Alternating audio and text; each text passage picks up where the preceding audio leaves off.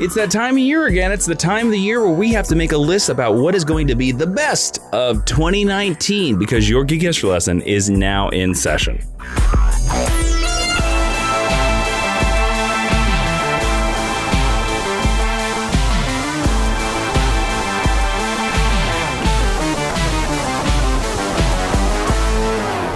Hello and welcome to Geek History Lesson. I am Jason, Baby New Year Inman. I am Ashley Victoria Robinson. Welcome to your Mind University because you have stumbled onto the podcast where we take one character, construct, or solar year from popular culture and teach you everything you need to know about it in about an hour. And if you are new to the podcast, welcome. We're so happy to have you. Please tell a friend.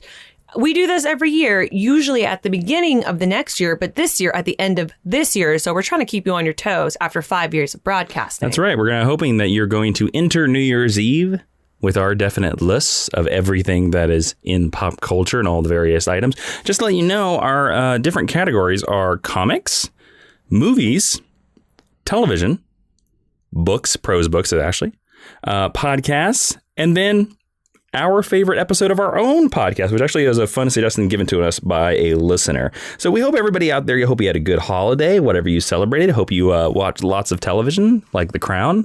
That's what we did. Mm-hmm. It was a great viewing experience. I don't think it made it on my list. Did it make it on your list? You'll have to see. You mean I'll have to listen? Well, you can see me. Oh, that's true. Nobody else can, though. Podcasting, famously a visual medium. Speaking of things that are visual mediums, though, we want to talk a little bit about our comic, Jupiter Jet. Now, don't run away. I know a lot of you guys fast forward doing some of these advertisements, but I want to say to you right now, don't fast forward because, fun fact, here's the announcement.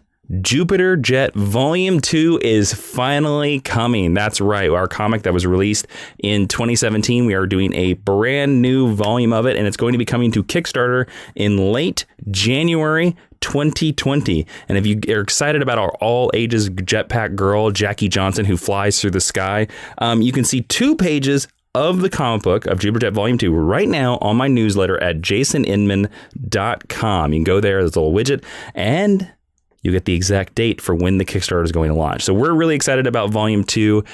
There's a new villain. There's a new supporting character. And there's some fun stuff in it. There's some fun Western stuff in it. Yeah, Ashley? Yeah. I'm hoping to see more cameos than ever before. From who? From our supporters. Okay. That's one of my favorite things. Okay. I love seeing the cameos. All right. So don't forget to go over there and check that out. There you go. Any other side business stuff, Ashley, we need to go through before we get to the categories. Now, again, this is not the objective best. These are our personal favorites. No, just that. Just that what? Just this is our personal list. So this is not a definitive list. There are opinions, so they're not wrong. That's correct. Okay. Let's start off, Ashley. Let's go comics.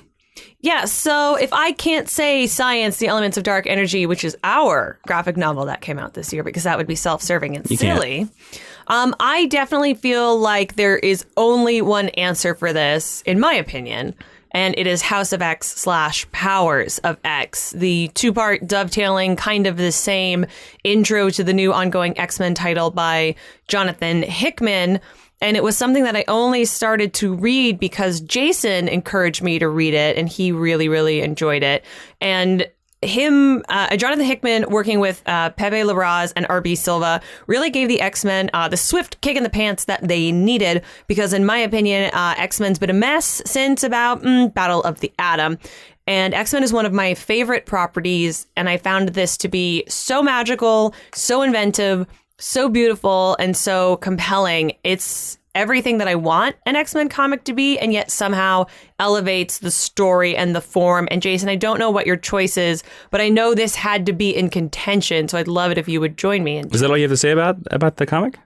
Well, I'm giving you an opportunity to jump in too if you want, because I know you really like this book as well. Oh, okay. I was like, please go on, more. I didn't want you to stop. My choice is exactly the same: House of X and Powers of X. There's no other choice here. Of course, this is the Jonathan Hickman kind of reboot, sort of, even though it's not really a reboot, because it's all about Charles Xavier's new master plan for mutant kind, and one that will bring mutants out of the shadows and in light. Now, the great thing about this book, guys, I know a lot of people, I've seen this online. I've seen a lot of people be like, the hype's too big. I don't want to read it. And I think the hype is perfect. I bought the first issue that came out, which I believe was House of X #1. It was the very first one. I bought it because I wanted to see what Jonathan Hickman was going to do with it. And I will say the idea of making Krakoa the mutant nation, having mutants have their own sovereign nation is so different and new.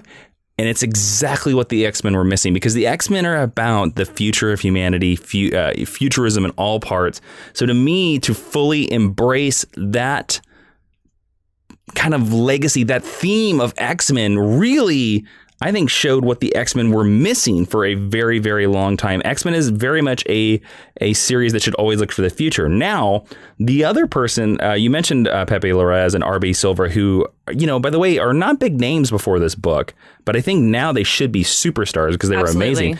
But the one person, Ashley, that I think doesn't get enough credit is Tom Muller, who is the designer of all of these books. He designed all the new logos, the new X logo. He designed with Hickman. All those pages that you see in House of X, all the graphics were also co-designed by Tom Muller. And it looks amazing. These data pages, I think, are so amazing. And they give you like sort of a documentary view into the status quo. Like there are timelines, there are all kinds of things. It makes it a more added experience. It really reminded me kind of Watchmen, which I thought was great. Oh, interesting. I also think that this book takes really great advantage of the cast of characters that Hickman has chosen to populate the books with. House of X is the one that reflects more of our familiar characters, Powers of X. He is creating from classic tropes a bunch of new characters who I thought were really incredible. Like I really, really love Rasputin. I really, really love Cardinal. Please, Marvel, make action figures of them. I want them so bad. But I think this is one of the first times that I think Nightcrawler has been used to great effect. I think you should describe that page that you love. I think the take on Emma Frost is incredibly intelligent because I don't like Emma Frost, and this made me understand her utility, and I thought it was a very clever way to use her, and they put her in clothes. What a concept! And she was still beautiful and powerful. But there is a scene in House of X. I apologize. I don't know what the issue is. I don't have it open in front of me. They're the same thing. It's fine. From this point forward, let's just say House of X, and then it means all of it.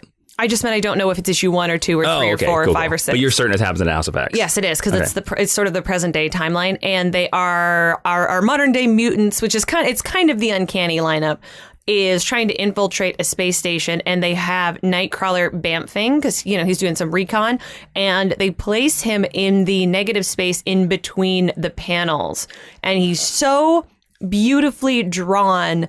And it's such a clever way to show that he lives in this liminal space when he's using his powers. It's so intelligent. It's something that I've never seen before. And I think Nightcrawler should be equal parts very beautiful and very scary because, he's described as being an elf or very elf-like or a demon. And I think for me, both Larraz and Silva really capture that balance when they're drawing Nightcrawler or sort of a Nightcrawler adjacent character like Cardinal. Since Todd Nuck was drawing the solo series, they are my favorite artists to take on Nightcrawler. And if you're longtime listeners, you know that he is my favorite character. So I just remember being like swept away and zooming in closer and closer and closer because I thought he was so stunning. And Jason, I don't know if you were going to talk about this, but I know you're a big Summers family, and they also feature pretty heavily in this saga. Well, Scott does. I mean, the Summers family is more a bigger part of the ongoing X-Men title, which I think, it's a little unfair to like group it in, but it's weird because I think part of the success of Powers of X and House of X is that it really does make the X-Men seem like a world. Because when you think about it, like what's the biggest complaint the X-Men have had for like the last, 20 years since Claremont, that there are too many characters. And I kind of feel that this is the first X-Men story, and probably since Grant Morrison's run, that makes it feel like a world. Yes, there are thousands of mutants, and they all kind of know each other. I mean, I actually thought the scene, slight spoilers for this, there's a scene where Apocalypse and Charles Xavier break bread, and they become sort of allies, and you're like, what am I reading here? Like, what is this? But and Mr. Sinister kind of has a moment like that. There's a great Mr. Sinister issue in this run. I would say the reason why House of X and Powers of X quickly jumped to the top of my list is that it is so unexpected. And I think it should go to say that, like, you know what? This is proof positive that we shouldn't fear all reboots or retcons or what. Because again, like I keep calling this a reboot, but it's really not a reboot. It's just a brand new writer. It sort of is, though, you know? Yeah. It sort of is. Because it is doing something. I mean, it's also the reason why we're not explaining a lot of it is because, like, it is so dense that, like... It's hard to talk about it and not spoil it. It's hard not to just, give away the twist. But Jason also mentioned when he was talking about it that X-Men should be forward-thinking. And there is a reveal that leads into the X-Men series about a few of these characters and their relationships that I thought was very forward-thinking and a really intelligent use of what the X-Men can represent. And I don't want to spoil it. Yeah, I think it's really great. It was cool. I mean, I think we've said all. I think we've put it to bed. Do you have any also rans or honorable mentions that you want to? Yes, I do. I just really quickly want to tell everybody, like we do every year, certain categories we will have in the GHL recommended reading. Of course, at geekheroeswrestling.com/recommended reading. It won't be every category, but comics will definitely be there. So we'll have a link to this. They have an amazing, I own it. The amazing Beautiful. House of X, Powers of X hardcover. Man, you want to see how to put together a collected edition. The way that book is laid out. If you are like a nerd for that kind of thing, really well designed collection. Yes, I do. I actually have honorable mentions, I think, for almost all my categories. So do I. So, Ashley, what were your almost made it to your list? So the two things that were published this year that almost made it to my list were Immortal Hulk, which I talked about a lot in our Hulk episode, just because it kind of gave me the same sort of feels that House of X, Powers of X gave me. Like a reinvention kind of thing? Yeah. Like it's a great book. It took this character and gave it a really smart twist. It was very thoughtful and really showed how to use them to their best utility.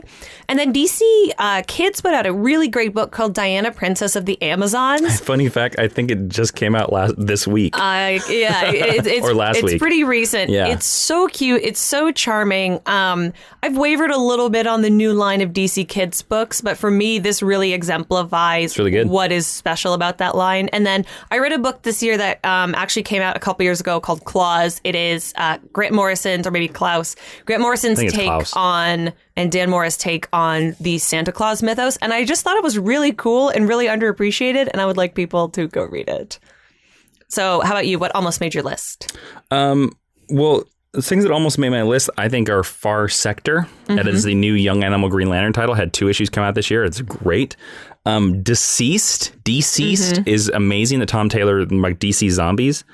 Ed Brubaker's Criminal was killer this year. Yeah, you got into that this year. It was really good. It's probably the best it's ever been. And then I just recently reread this. It's a book by a newer publisher, Sentient by TKO Studios, was amazing. Written by the great Jeff Lemire. I also wanted to give some quick shout outs to some books that friends of ours worked on. Okay. That came out this year that were really cool, including The Only Living Girl, Trios, Kill Switch, Darby, Canto, Dear Justice League. Dear Justice League is so good, guys.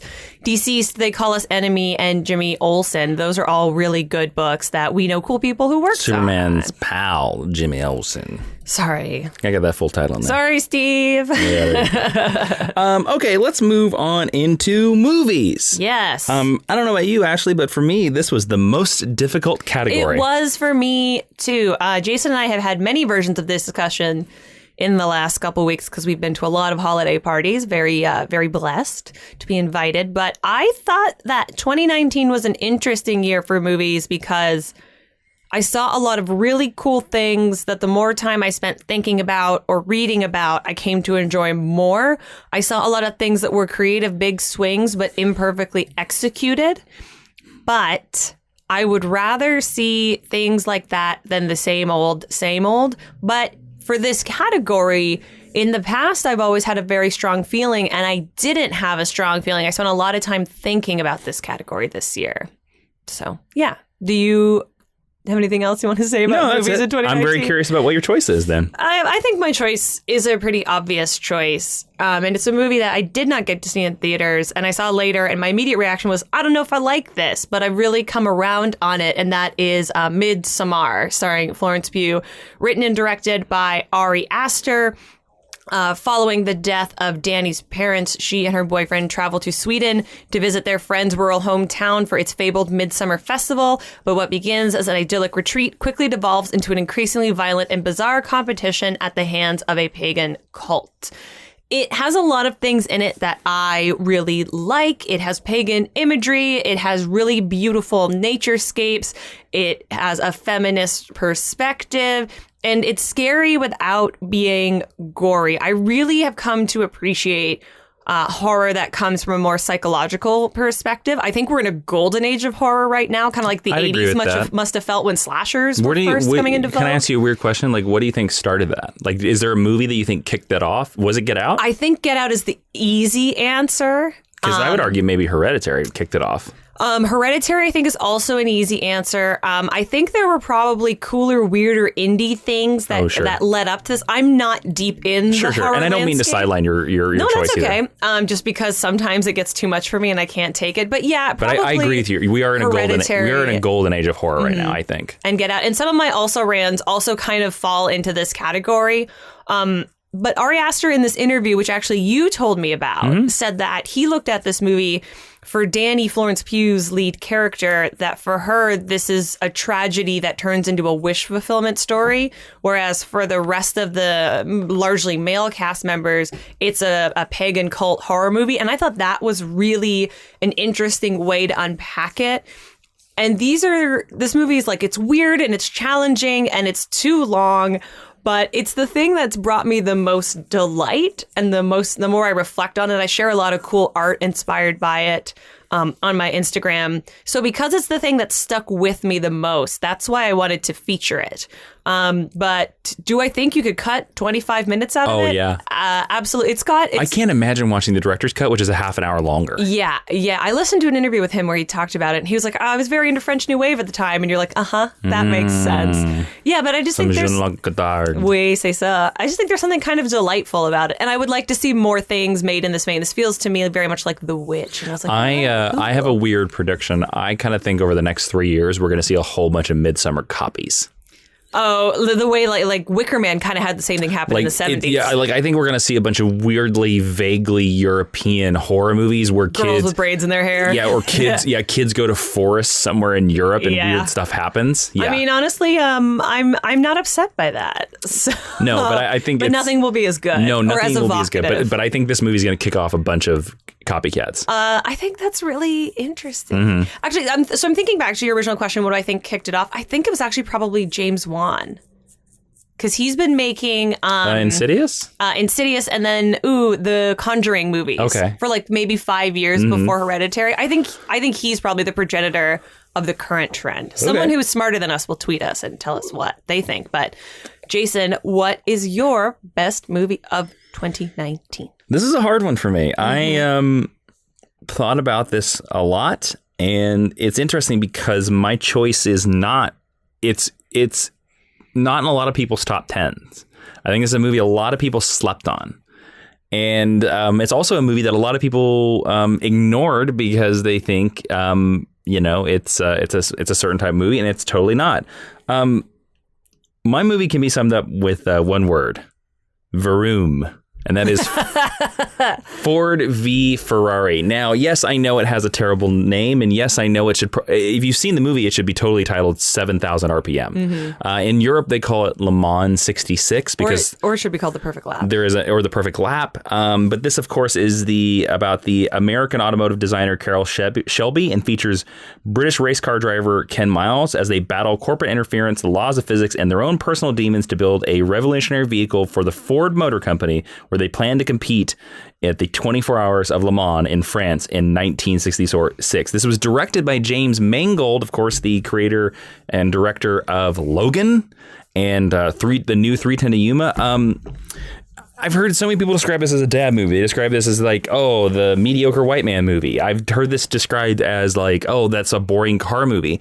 And yes, I agree with you that that's the way it's advertised. That is not what this movie is at all. This movie is about a man, when you took Ken Miles, played by Christian Bale, a man who is so uncompromising. He will not compromise. He will not compromise. He will not compromise.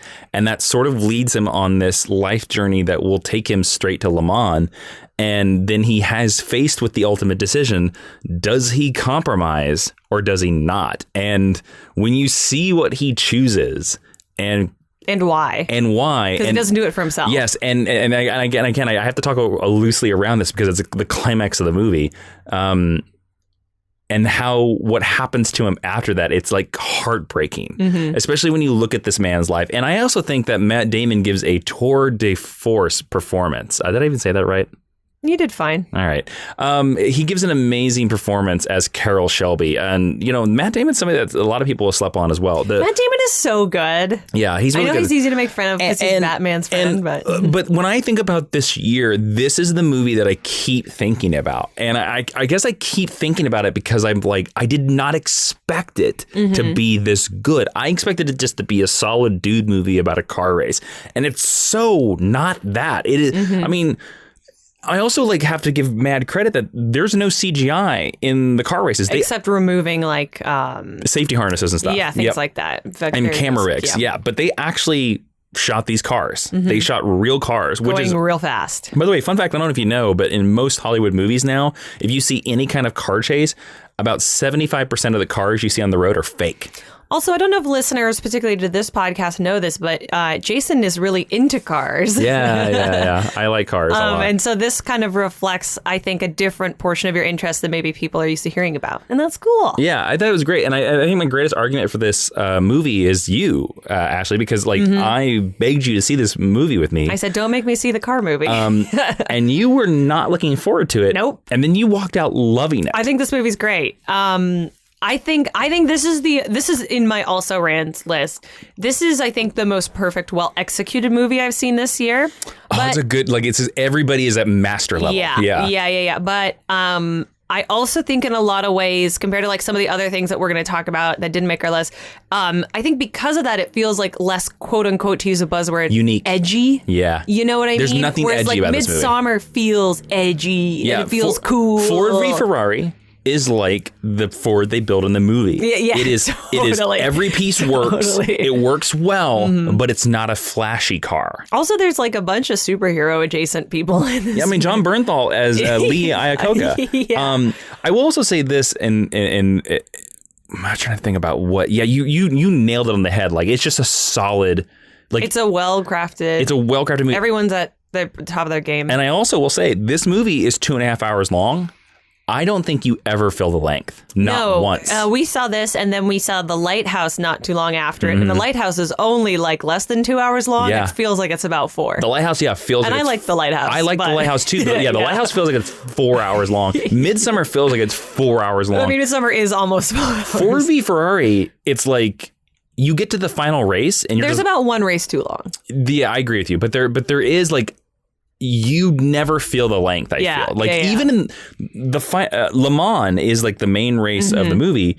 They're probably at Le Mans for half an hour. Yeah. And you never get bored with it. And you've seen 2 Le Mans before that, or you've heard about them. Yes. So to me, it's a very well-paced movie. It's a very excellent movie. Again, it's hard not to talk about without going into all these details, but it is just a solid movie that I think everybody slept on. And it will not get any awards. Because it's not trendy, because it's the dad movie. Because it's the dad movie. And you know what? Just because it's the dad movie doesn't mean that it's bad.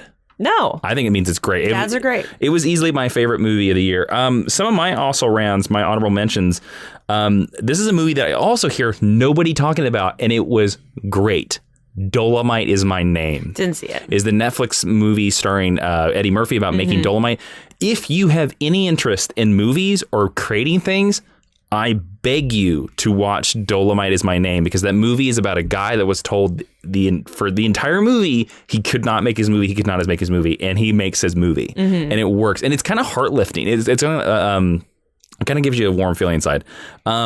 My other ones are The Farewell. I thought The Farewell was amazing. Farewell on my list as well. And also something we recently saw, actually just yesterday, 1917. I was definitely going to bring up 1917. I think people are sleeping on that as well for the same reason, because people tend to think that war movies are only made for old white guys, and that's just not true. I think the double punch this year of They Shall Not Grow Old and 1917. Oh, yeah, They Shall Not Grow Old. Yeah, which so is the Peter Jackson recolorized documentary.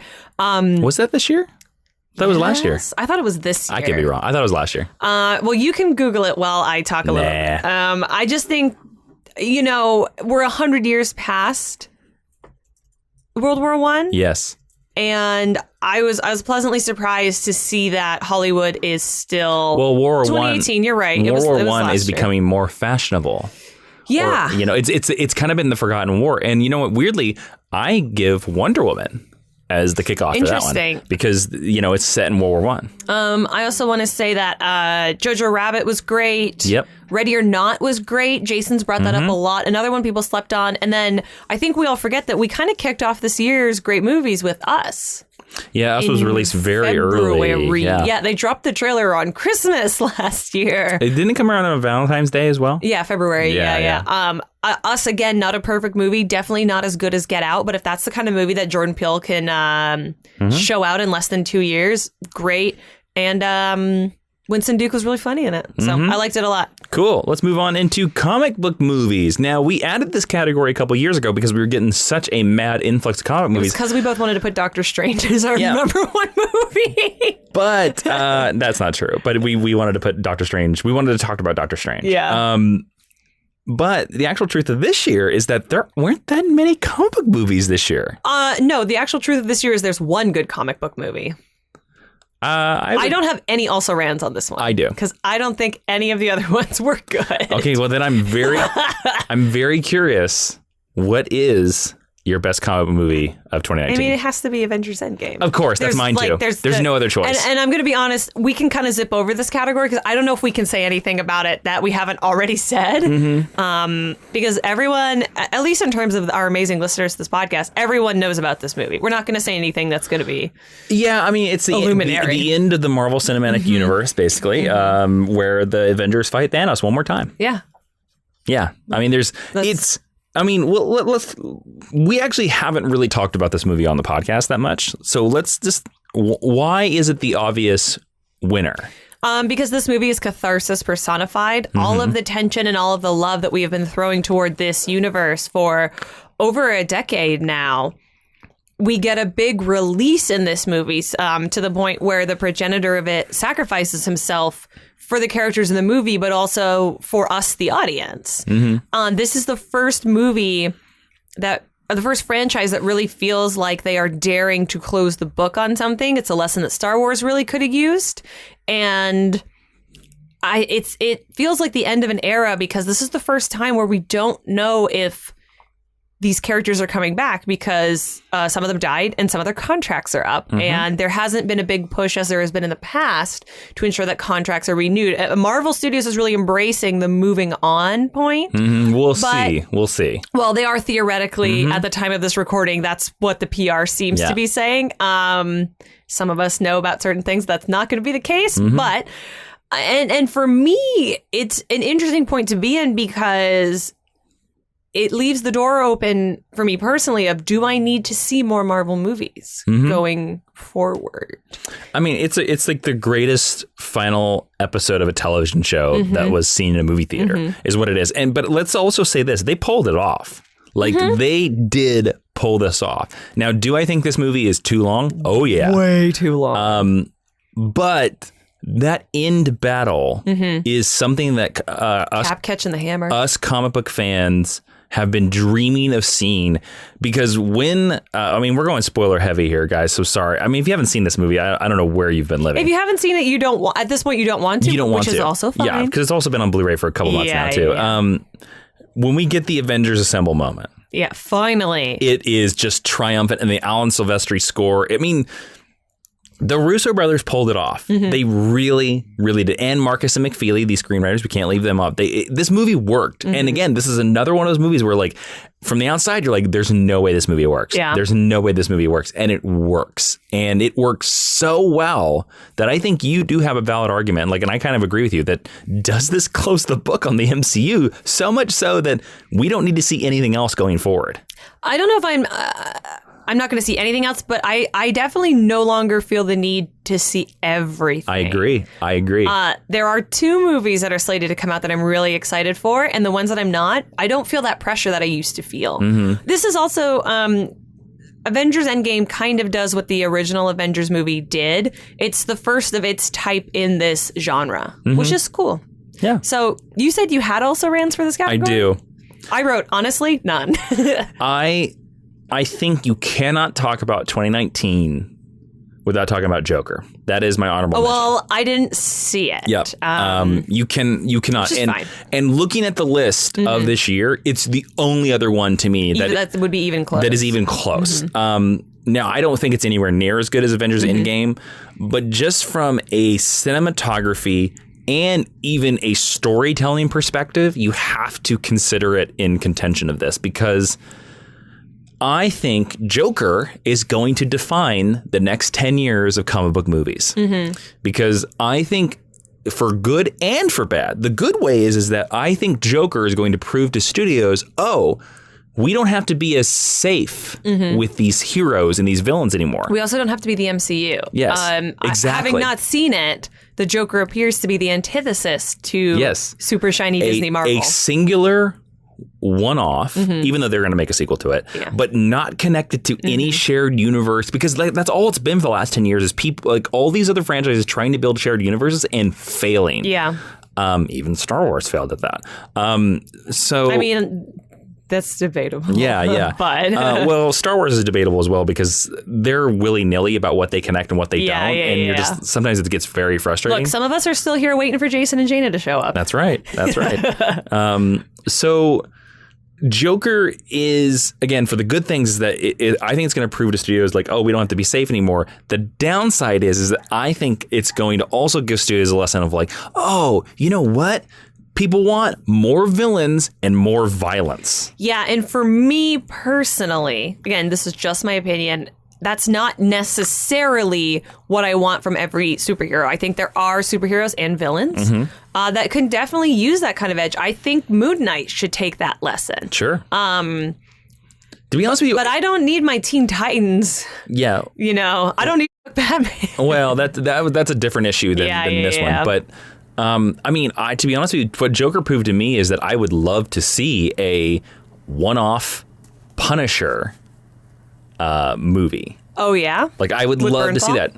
That one-off Punisher movie. Like, you could do a lot of, like, think about it. You could do some MCU movies that don't connect to anything else in the MCU, that are just one-off amazing stories like Joker. Because the MCU is all about, we got to connect to the next thing, Again, I think you have to talk about Joker, because Joker, whether we like it or not, and again, there's all these arguments about Joker, but you have to judge Joker on the only thing you can judge it on: the movie, the art. Did the art succeed? And to me, I'm sorry, the answer is yes. It really is. That movie succeeds.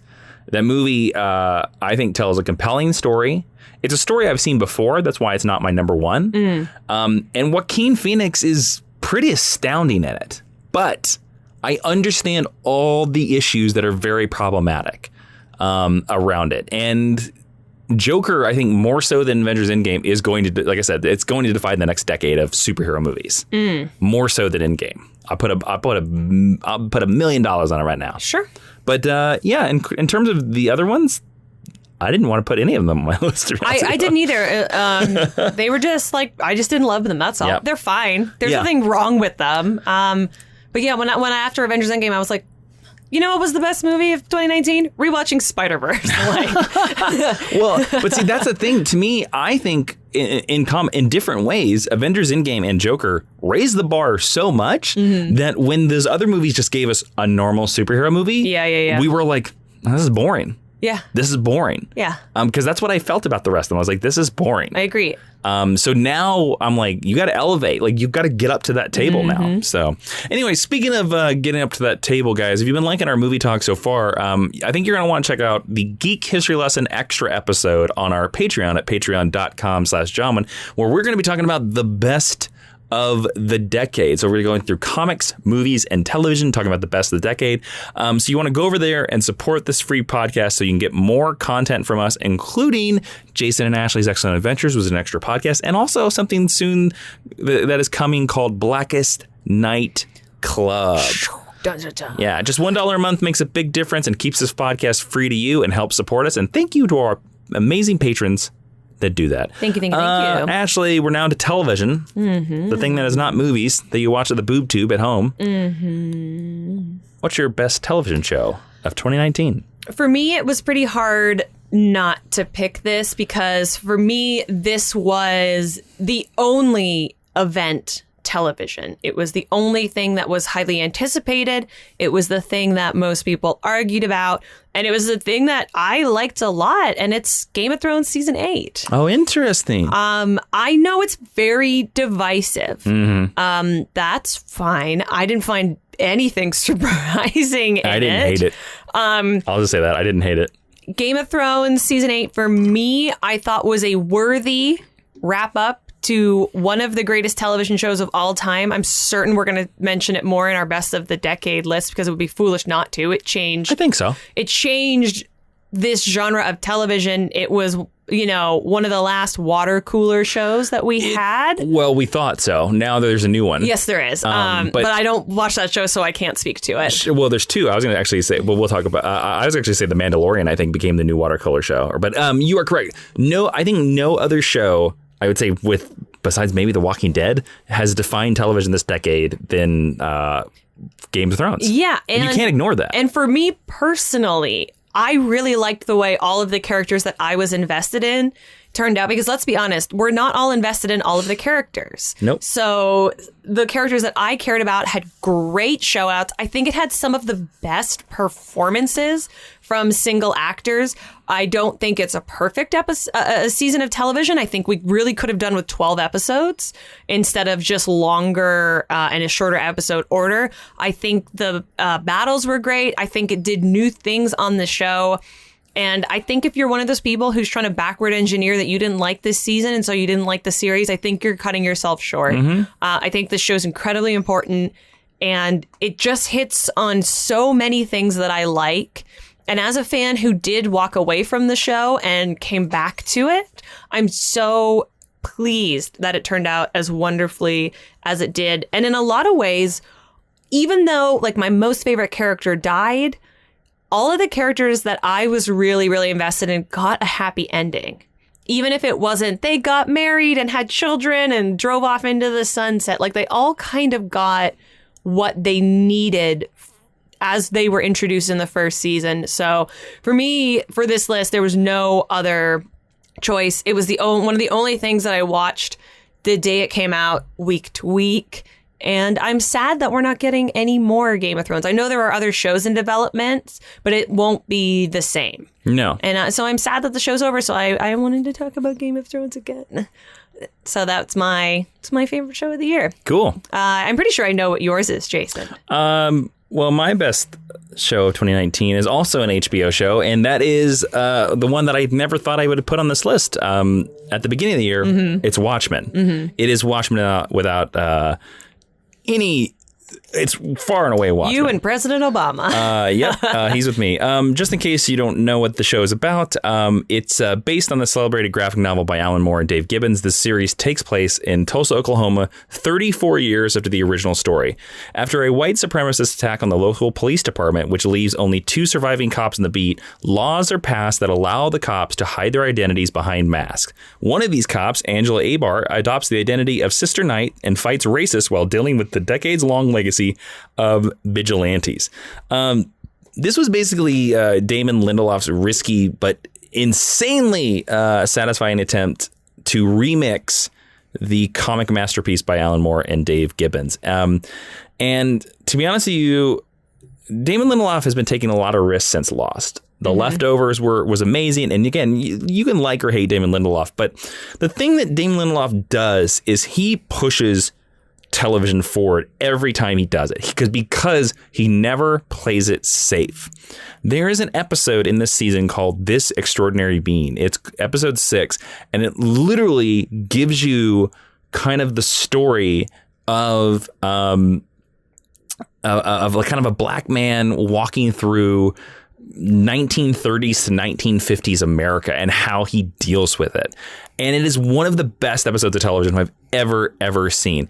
Now, I know a lot of people are like, well, but Damon Lindelof's a white guy. I understand that. Damon Lindelof has been doing a lot of press behind the series, and this series is very much about race. And he's revealed that more of his writer's room was diverse than it wasn't. He had more women than he had men. But see, that shows that he's obviously a white guy who enjoys a certain level of privilege, and he's used his powers for good. Exactly. And that's why I want to make sure that's out, because, again, the thing that's amazing about this is that the Watchmen comic book dealt with the most prevalent issue of the age, and that was the Cold War.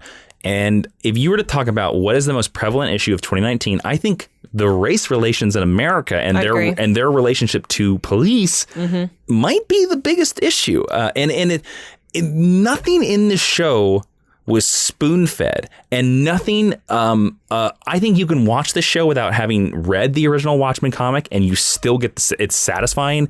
And it's so interesting because it was just extraordinary. It was the most challenging and yet satisfying and yet so emotionally real. Angela Abar, played by Regina King, I think is one of the most realistic women I have seen on television in a long, long time. Casting carryover from The Leftovers. Yes. But her character is so real. And again, it's one of these things where you can go over to our good friends, the Fanbrace Press. That I was on their Watchmen episode where we talked 2 hours about the entire series. So I'll go more in depth in there if you want to check it out. We also talked a lot about the original book on our Watchmen Book Club episode. Watchmen Book Matthew Club. Peterson. It's just insanely satisfying. I would say even if you don't like Watchmen, you need to check out this show. Like I said, that Joker was going to define the next 10 years of superhero comic movies. Watchmen is going to define the next 10 years of superhero television. It's funny. I have no doubt about that. I think Watchmen is the one that has most picked up the baton from Game of Thrones, even though it's still genre, but it's very different. Like, they're very antithetical to each other. And I think a lot of people expected his Dark Materials to do that. Now, I haven't seen it, so can't speak to it. It's funny. The reviews on Dark Materials are mixed. I think we'll probably like it. Yeah, we haven't seen it yet. I think Watchmen is really the one in the HBO camp. Yes. That's gonna even pull though, away. and that's the other thing. Damien Lindelof built this as a 1-season show. It's definitely getting a season 2. It was never going to happen. It's every point that this show could have done the most predictable thing, it didn't. Can I ask you, who is your favorite of the new cast of characters? Because I know there's some new ones and some old ones. I can't say without giving away a spoiler. Okay. I can't say. Okay, that's fine. All I will say is that, what is his name? He's the gentleman that played Black Manta. He plays Cal. He plays Angela's husband. His name is very difficult to say, and that's why I don't know that off the top of my head, which I apologize. But Yaha Abdul Mateen II. Yes. I'm sure I pronounced that wrong. I apologize. It's me doing my best. He is fantastic. He's very handsome, and I think he's somebody to watch. He is Cal. He's Angela's. He has a scene where he describes what death is to children, and I kind of think a lot of parents should use that explanation. I've heard you talk about that, actually. It's pretty great. If you have not seen Watchmen, I highly, highly, highly recommend it. It is far and away no other television show. Every other television show in 2019 is about 5 miles behind Watchmen. Watchmen is that far. Watchmen is Carol Shelby lead. The lead. A reference back to That's V Ferrari. That's a callback there, friends. It's no other television channel came close. That's how transformative and amazing Watchmen is. And I will say this, it's the one show that I heard everybody talk about on Monday. And it was one of those things where, like, every time I went to work and I hadn't seen it, I was like, oh, it's going to be rough, because everybody wanted to talk about it. Yeah, but you're also in an environment where people like to talk about television. Well, and I'm very thankful for that job. Yes. Ashley, what are some honorable mentions that made it up there? I almost put this as my choice, but we have not finished it yet, so I didn't think that was fair. I think The Crown Season 3 is unfathomably good. I apologize to any of our UK listeners who are really into the royals. I think modern royals are dumb and should be done away with. And Jason keeps pointing out that they take these characters who we are not particularly invested in, and they're terrible people. They really make. I'm sorry, Prince Harry. I know you're listening. Yeah, hey, buddy. You and Meghan come on the show anytime. Yeah, sure. We'll talk about Fringe. She was on Fringe, everybody. I was telling the listeners. I know she was. Yep, she sure. Oh boy. Anyway, they take these characters that I'm not particularly interested in at face value and manage to make real drama. Out of them. The Crown Season 3 is in my honorable mentions as well. It's really just sharp. Any other ones? Top television. Doom Patrol. Oh, I forgot about Doom Patrol. Doom Patrol is so good, and Doom Patrol should be stupid, embraces the stupid, and is still really thoughtful, really emotional, and good superhero TV. And then something that Jason doesn't care about at all. This year, RuPaul's Drag Race started Drag Race UK, and I thought it was weird and delightful and a refreshing spin on a reality TV show that I can see the formula of a mile away. I thought it was wonderful. Well, just because of that, you know what? Rust Valley Restorers was a great television show on Good Netflix. Canadian content, Great Canadian content. One show I think you forgot, Better Call Saul, had its fourth season. That this year? Yes, it was. Oh boy! At the beginning of this year, it was astoundingly great. I do agree with you, Crown Season 3. Another show that came out this year that was amazing, What We Do in the Shadows. So good. And then I would be remiss to not mention The Good Place, which literally made me cry this year. And also another HBO show, Barry. Barry had its second season this year, which was very, very good. Yeah, we're definitely in a golden age of television, as this year illustrates. So good. But yeah, I agree with you. Crown Season 3 almost took my number one. Like it almost took my number one. But again, we haven't finished it. So, all right, now it's time to talk about books with mostly pictures, Ashley. With mostly pictures? Yeah, because some of these... I think you mean with mostly words. Well, mostly words. Yes. Yeah. That's correct. For me... I use the words real good here. Yeah, you did a great job. Me speak real well. Much better. Aren't you supposed to be a professional writer? That's what spell check's for, baby. This is not a book that came out this year. And this is a book that my mom sent me her copy of. So it already came all jacked up and the spine was broken. And that is That means it's good. It just hurts me on the inside. It is The State of Wonder by Anne Pratchett. Anne Pratchett is most famous for writing Bel Canto and The Magician's Assistant. Her books are consistently on things like the London Times, 1,001 Books to Read Before You Die. She's a New York Times bestseller, award winner, all of that. State of Wonder features a doctor from Minnesota who gets sent to the Amazon rainforest to collect the body of her colleague who was doing research there, and then she died. Is it fictional? It is fictional. It's a novel. Okay. I was just very uncertain. Yes. No. And she doesn't want to be there. She's not into it. And over the course of the time that she spends there, how it changes her perspective on how she is leading her life, how it changes her perspective on the world and on the way that people live. It's hard to describe it and make it sound urgent and make it sound really active, but it's a novel in the truest sense. You live inside this woman's head. You learn a lot about that part of the world and the way that native tribes and native medicine work. And I just thought it was the most wonderful thing I read. I got wrapped up in it. I was like reading. I took it and read it on the bus. I brought it everywhere with me so that I could finish it. And I spend a lot of time reading a lot of things that some people would consider pulp. And this is at the opposite end of that, right? Like this is the one that critics love to hold up. And it's nice to be able to experience both and see the value in both. And I thought State of Wonder was really special. And I think that our listeners would really, really be into it. So, cool. State of Wonder by Anne Pratchett. Very, very excellent book. What is your prose book for the year? Well, actually, I think there is a prose book that stands high above the rest, very high above the rest. And I think that is a book called Super Soldiers by this author known as Jason Inman. That was published in 2019 in June. No, I'm kidding. I'm not going to promote my own book that came out this year. But you go check it out on Amazon. Just saying there. No, actually, I think you buy it from your website. Get a signed version of it. That's correct. That's a better way to do it. JasonInman.com. No, actually, I think this might be a first. My number one book of this year actually did come out this year. Nice. Came out in February 2019. It's Wild Bill, The True Story of the American Frontier's First Gunfighter. Now, this is by Tom Clavin, and the synopsis is, in July of 1865, Wild Bill Hickok shot and killed Davis Tutt in Springfield, Missouri, the first quick-draw duel on the frontier, and thus began the reputation that made him a marked man to every gunslinger in the Wild West. Now, I started reading this book as a research for another script that I was reading that involves a cowboy, and I quickly kind of fell in love with Wild Bill Hickok, who I knew some stuff from because I'd watched Ed Wood, the television show, but I didn't know that much about him, and I also didn't know that much that he spent a lot of time in Kansas. He spends a lot of time in Kansas, and so there's a lot of interesting things about how he meets Calamity Jane and how he meets Buffalo Bill Cody, and all this kind of stuff like that. I mean, here's the thing. I don't know how much you know about Wild Bill Hickok, but he's considered to be like the model for every gunslinging cowboy you see in movies. Apparently, he supposedly killed 100 men in duels. That's a lot. Yeah, and because you think about the odds of that. Like the odds that this guy did 100 quick draw duels and won them all. And that's why the sad thing comes is when you find out how he died. Well, he was shot in the back at a poker game. So there you go. It was just fascinating to me. That's why I like reading nonfiction a lot of times, because I think sometimes, and most of the times, fact is stranger than fiction. So that's my book, Wild Bill: The True Story of the American Frontier's First Gunfighter.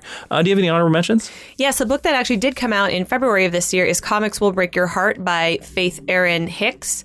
It is a book that I was bullied into reading by Stephen Schleicher, who kept saying, it's so good, you should read it, you'll really, really like it. And I have a bunch of Faith Erin Hicks. She's a Canadian cartoonist and writer. I have a bunch of her comic books, and I've always thought she was really great. I think she's an Eisner winner. And this is her verse prose foray, and it is set in Atlantic Canada, which is where my family is from. It's where my mother lives, and culminates in a trip to San Diego Comic-Con, and it kind of explores a relationship between a Jack Kirby and a Stan Lee-like figure, and the grandchildren of those figures, and how they fall in love. It's really cute. It's really well written. I read it in 2 days. I thought it was really wonderful. And then I also really enjoyed High Magic by Damien Echols. Damien Echols is a really prominent figure in the West Memphis 3 true crime case. I think he's a very, very interesting man. And this was his first book after he wrote his memoirs about his time, about his exploration of spirituality and philosophy. And I thought it was really, really cool. Do you have any also rants? The Topeka School, which I don't forget the author, but it was on former President Obama's list of the top 100. And then also Wanderers by Chuck Wendig. Nice. There you go. All right, let's go into podcasts that are not ours. Ashley, what did you think was the best podcast of 2019? For me, this is a pretty new podcast app to my rotation, but I wanted to mention the A24 podcast. A24 is a production company. They make really cool movies like Midsommar and The Farewell and 8th Grade and Hereditary and Lady Bird and Moonlight and The Witch and all of the, when you think of cool, quote unquote, edgy films, A24 is at the forefront of that right now. And all of their podcast episodes are conversations between creatives who work on their movies. And they try to put them around a theme. So they had Robert Eggers and Ari Aster, who did The Lighthouse and Midsommar, specifically talking about Ingmar Bergman and how that inspires their work. I think it's a really interesting conceit for a podcast. I wish they would come out more regularly. They do not have a regular release schedule. But if you are a film nerd or you want to work in any capacity in that industry, I think it's really, really worth a listen. And there's only about 12 episodes so far, so it's really easy to catch up on. Nice. How about you, Jason? Mine is far and away. This was the year I discovered Blank Check by Griffin and David, hosted by Griffin Newman and David Sims. It's where they talk about directors that have a significant success and then are offered a figurative blank check to pursue their passion projects. Most episodes focus on a single movie from a director's filmography. It's very crazy. David Sims is a film critic, and Griffin Newman, you best know him as the Arthur from The Tick. I think you mean that trivia host from Crisis on Infinite Earths? I mean, I guess, but he's more famous in other roles. But, it's a very fun podcast. It's a very interesting podcast. And it's a podcast kind of like ours, where you can kind of jump around and do just listen to the episodes that you want to listen to. They also covered Miyazaki this year, which was very interesting. Hey, so did we. My honorable mentions for this is there's a very fascinating NPR podcast called It Could Happen Here, which is about a fictional third American Civil War, or second, excuse me, not third. Oh, boy. Well, the second one was secret. It was in the 40s. There's definitely an argument to be made about whether or not there's been a second Civil War, but not for this podcast. My also rans were one that I was put on to by Jason called The Newsworthy by Erica Mandy. It is a 10-minute podcast that comes out every weekday and kind of goes over the major headlines. And I think she's great and curates a really, really great show. And it makes me feel more informed than I am and gives me a lot of, their show notes are very extensive, so you can do a lot of your own research, which I think is cool. The Dream, which is about multi-level marketing and conspiracy theories. And then The Last Days of August. It was originally called The Butterfly Effect. And if you have tiny children, skip forward like 2 minutes. It examines the adult entertainment industry and how the digital world changed that. What's the name of this podcast again? So the first season is called The Butterfly Effect. Okay. And then the second season is called The Last Days of August. But do you find it under The Butterfly Effect? You can find it under either. Oh, okay. And The Last Days of August, the second season explores the death of an American adult actress and what in the industry led up to that. And it was a very well-researched, very insightful, very psychologically frightening look at that form of entertainment through a lens that I thought was very, very respectful and very down to earth. And I just thought it was so cool. So I wanted to shout it out. Nice. Cool. Yeah. I didn't think there was anything for anybody to skip forward on that. Well, I don't know what people's respective feelings are about adult entertainment. All right. Now comes to the most self-indulgent section of the best of 2019. What we thought was the best geek history lesson released in 2019. Now, we don't do this because we love ourselves. We do this actually because a student of the Mine University suggested we do this. Yeah. Ashley, it's time to pull out the report cards and give ourselves an evaluation. What did you think was the best episode of our podcast in 2019? Well, this was a really easy choice for me because there's an episode that we released in 2019 about my favorite person in the world, and that's episode 242, Jason Inman. So that was Was that this year? It was February, yeah. Oh, man. I forgot about that episode. Yeah. Also, I'm not on that one, so it's not self-indulgent to say that I like that one the best. That was a really good one. It is a really good one. Oh, I forgot about that one. It's one of the only ones I got to listen to and be like, oh, I'm enjoying this. I might change my answer now. You're allowed to. My Wonderful Mother. Yeah, it was to celebrate our 5-year anniversary. Yeah. Shout out to Bernadette. She's great. Yeah, she was great. That was a great episode. Yeah. Well, my not as good choice actually was the Watchmen book club episode. I didn't write down the number because I'm bad. But we had because you're bad. Yeah, we had Matthew Peterson on, and we went into Watchmen, the Watchmen 12-issue miniseries. And to be honest with you, I thought it was so good because I know you don't like the book. I tried to bail on it for literally 3 weeks. I'm in the middle of it, and Matthew loves it. But I thought the podcast was so good because we could have recorded 3 hours of that podcast. We only recorded an hour, but it was that good. The conversation was so compelling, and it actually made me appreciate and kind of enjoy the book a little bit more than I had from just reading it. So nice. But that's my honorable mentions. If I want to throw another one out here, I thought Kiki's delivery service episode was one of the best ones. I think our Howl's Moving Castle episode is really good. Yeah, because that's the progenitor of John Wick, yes. Yes, I was going to say like one of those, I think it's Howl's Moving Castle is the one that kicked off the hashtag bonanza of 2019 where we're watching all these weird movies. So. The first one that we released of 2019 was Young Justice, and I just had a lot of fun teaching that one. So that one always comes to mind for me. Cool. All right. Well, that is it. Ashley, they can find a bunch of this stuff, bunch of our choices. They can purchase them. Where can they do that? You can purchase you can purchase many of these choices if you go to geekhistorylesson.com/recommended reading. We have really easy widgets. You click on them, you buy them in your preferred form of consumption, and a little bit of support comes back our way at no additional cost to you. Make Amazon pay us. All right, now we're going to be going into the honor roll, which is the last section of the podcast where Ashley will be reading some of you. You guys, if you go over to Apple Podcasts and you leave us a 5-star review, you can write whatever you want. And not only do you help us in the search algorithm of iTunes, but we read your 5-star review on the air. Ashley. Well, hang on, Jason. If they're international. Oh, yeah. How do they want to be included? Well, if they're international, because we can't read that, you obviously have to take a screenshot and then you have to email that at geekhistorylesson@gmail.com. And we're looking at anybody, especially I want to see somebody from Mexico. I mean, I'm still looking for Kazakhstan, so let us know. So the first person joining the honor roll today is Webslinger0498, who says, "Noise. I love listening to GHL. It's great to hear other people's thoughts on comics. It brings a lot of things to light that I've missed over the years. And they recommend some pretty great books. Thanks, guys. Nice." Well, thank you. They are also joined by Crummy81, who says, "Making a comeback.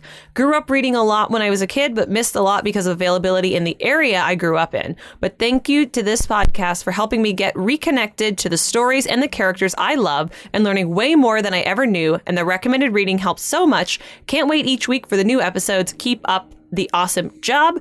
And then rounding out our list of honor rollees this week is Malhana, who says, best podcast ever. Listening to you guys has changed my opinion of so many characters, constructs, and team-ups. I love listening to this podcast. They really pack so much information into one podcast. Great job! All in caps. I'm DC all the way, but never read any comic books until you guys. I love Ashley's laugh and Jason's skits. Aw. All right. I listen to all the DC podcasts and am finishing up the last few Marvel podcasts. Enjoy every minute and never mind when you guys go over your time. I told you they didn't mind, and they included a little when we go over the time emoji. Yeah, no, they care. We try to keep they care. They got a stopwatch. So thank you to Melhana, Crummy81, and Webslinger0498. Welcome to the Teacher's Lounge. Jason, what is waiting for them today? Inside, Mr. Riley has a sculpture waiting for them. They can look at, but they can't touch. What is the sculpture of? St. Augustine. I thought you were maybe going to go E.T. Nope. For Mr. Riley. No. It was a different Mr. Riley. Okay. So don't forget to subscribe to us on, of course, all of the places you can listen to podcasts. That is Spotify. That is Stitcher. That is Apple Podcasts. And don't forget that you can suggest future lessons. Where, Ashley? You can do that at facebook.com/geekhistorylesson, at Twitter at GHL Podcast, or geekhistorylesson.com. There's a bunch of ways to contact us in all of those places. And you can follow me on Twitter at Jawiin, Jawiin. Follow Ashley on Twitter at Ashley V Robinson. And now, you know what? I think to start off the new year, let's not do a hashtag stick around. Let's just say goodbye to the listeners. I have a question for you and everything. Oh, you do? I do. Okay, listeners, we're doing hashtag stick around. Here we go. Ashley, let's rock and roll. What is it? Jason, who's the best kitty of 2019? What? What is this? The best kitty of 2019? Honestly, my hope was that intern Brago would be in the room, and he's for not. once he's not. He's not in the room. I mean, to be honest with you, I love intern Brago, but we might have to give a tip for a hat to old Grumpy Cat, who we lost this year, and Little Bub, who we also lost this year. Yeah. So, intern Brago, you're young. You got plenty of time to win this. It's got to start him an Instagram account so we can take over. You're young. You got plenty of years to win this award, but you don't win it in 2019. Buck up, son. Okay. Hope you like our skits. All right. Thank you so much for listening to Geek History Lesson in 2019. And thank you so much for listening to us in the 2020s and further on. Happy New Year to you all.